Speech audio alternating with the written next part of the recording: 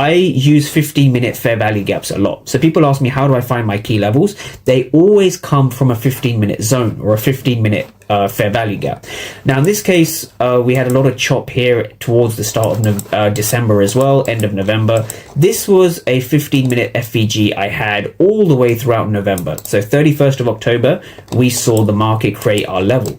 Now, the market left a fair value gap on the 31st of October. So if we go to the most recent price action, we actually had this level holding throughout the whole of November and into December. So this was 69.10 to about 6900, call it 6900 to 69.10. So the reason this was a key level is, of course, price left a 15-minute FVG over here, right? Price left a fair value gap over here.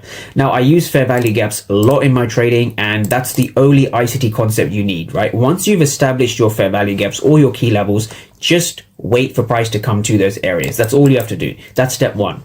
Step two is you need to know what's happening inside of your fair value gap. So, for example, in this region, what is going on? So I made a pre-market plan about this. So this is where the pre-market plan becomes important. So this is the same chart over here. So I am interested in what is going on at these price points, right? This is where the order flow comes into play, right? So this is my ES plan for the 9th of November. What I'm looking for is key levels. I want to validate how the market is reacting to my key levels before the market opens, right? So this was the 8th of December. So as you can see here, price was pretty aggressively selling off, right? At 6,900. This was 6,900. We see a ton of aggressive selling, but no reward.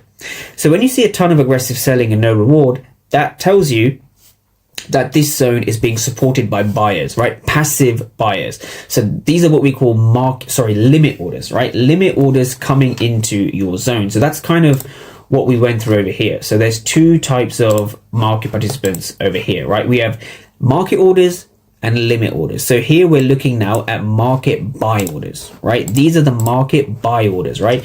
A ton of aggressive selling, but they were not rewarded. This means that the market is really rewarding buyers, right? There are buy limit orders resting over here at 69.10.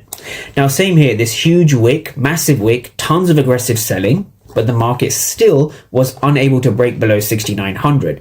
So it shows you between 6,900 and 6,910, there were aggressive sellers trapped, right? Which means that buy orders were present, right? Market orders, buy orders.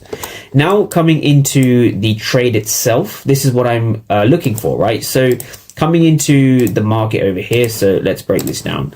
So before 9:30 Eastern, I'm not looking to place a trade. I want to